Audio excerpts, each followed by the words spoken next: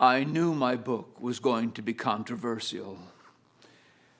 Many of my contemporaries accepted William Paley's explanation of the vast variety of organisms and their exquisite interworking within the natural world, that a divine watchmaker had planned and executed it all. Indeed, when I read Paley, I found his logic impeccable. But my observations drew me away from the idea of the various species originating by a creator. In short, I propose that slight, naturally occurring variations in a population of organisms would occasionally give the advantage to those that possessed it when they sought to survive and reproduce. Those most fit for an environment would survive and pass their advantage to their offspring. The selection of countless slight variations would permit the eventual development of a completely different organism. Was this not suggested by the diversity of pigeons, cattle, dogs, and other domesticated species that man-selected breeding had developed? Given time and diverse environments, the various species observed in nature developed by means of what I called natural selection. Life had begun and then developed like a tree with its many branches representing the diverse kinds of organisms becoming ideally suited to the environments. I worked on and held the publication of On the Origin of Species by Means of Natural Selection for many years. But noting that others were on the verge of the same conclusions, I released it. Many applauded my efforts, eagerly accepted my theories, and took up the challenge to find more evidence in support of them.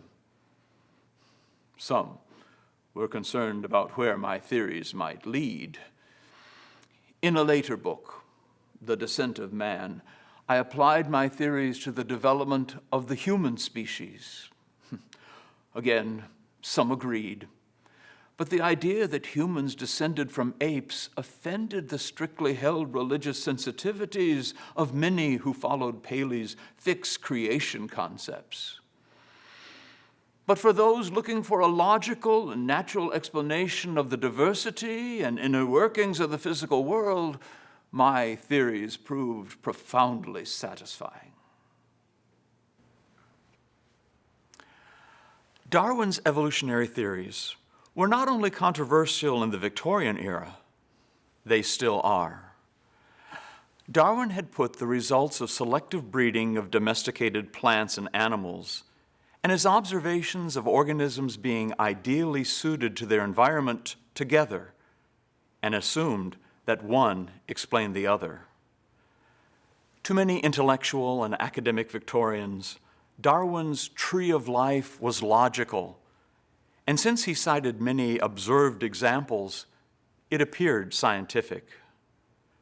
Darwin knew, however, that his theory lacked scientific foundation. At the time, no one had observed it happening. There was no known mechanism for it to happen, nor was there direct evidence of it happening. Darwin expected that as his followers extended their watch, they would observe the development of new species. While fluctuation of characteristics within a group has been observed, which a few falsely claimed supported Darwin's theories, no new species have developed. For a mechanism, Darwin proposed pangenes.